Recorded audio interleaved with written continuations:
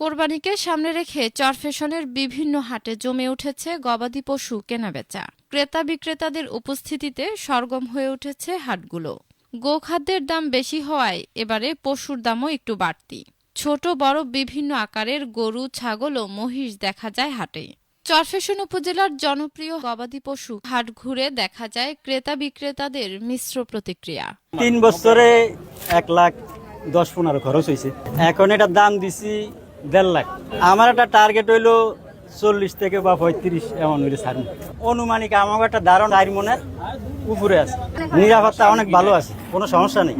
আমরা ঘাস পানি খাওয়াইছি, আমাকে বেতন খরচা কমে গেছে। দাম হয়েছে 1,10,000, 1 লাখ হলে বেতন। আমরা ব্যাপারী। এইটা আজকে কিনা, এই হাটের থেকে কিনছি 75,000 কিনা, এখন চাইছি 95। গরু পালন করতে যে আমি যে পরিমাণে খরচ করি তাতে প্রতি গোট গরুতে আমার 4,000 5,000 এর বেশি আমার থাকে না, তাই হিসাব মিলিয়ে দেখলাম। কারণ খাদ্যর দাম বেশি, বলার ভুসি খৈর। আমি একটি ছাগল নিয়ে আসছি, আমার এটা দাম দিচ্ছি 16,000, 12,000 টাকা বলছে। আমি 15,000 টাকা হলে বিক্রি করবো। লালন পালন করি, যে খরচ লাভ ভালো হইতেছে ছাগল। এখানে আসছি কোরবানির জন্য, আমরা গরু ক্রয় করার জন্য। আমরা 7 জনে একটা গরু কোরবানি করব, ওই 7 জনের সবাই এখানে উপস্থিত আছে। কয়েকটা গরু পছন্দ হয়েছে, কিন্তু দামের সাথে আমাদের এখনো ডিস্টেন্স আছে। 1,40,000 টাকা বা এর কাছাকাছি আর কি আগ চলবে আমাদের। যে অন্যান্য বছরের চেয়ে আমাদের এই বছর গরুর বাজারটা একটু বেশি। আমরা গরু পছন্দ হলে দাম সিদ্ধান্ত করব।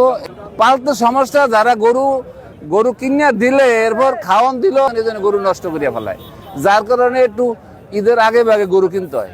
গবাদি পশুর হাটে গুরুত্বপূর্ণ দায়িত্ব পালন করেন ভেটেরিনারি চিকিৎসকরা। পশুর স্বাস্থ্য পরীক্ষা, অসুস্থ পশু শনাক্তকরণ করে থাকে তারা। কুরবানি উপলক্ষে ভেটেরিনারি মেডিকেল টিম থাকে, আমাদের কন্ট্রোল রুম থাকে।